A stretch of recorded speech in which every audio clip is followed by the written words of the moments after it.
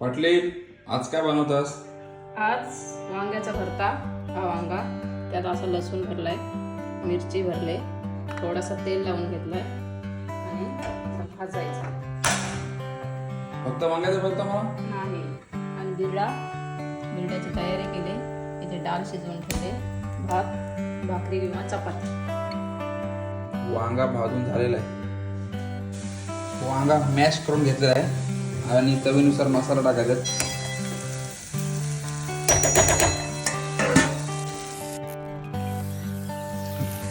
आता टाकलंय वाटण. वांग्याचा भरीत, कॅडबरी भाकरी.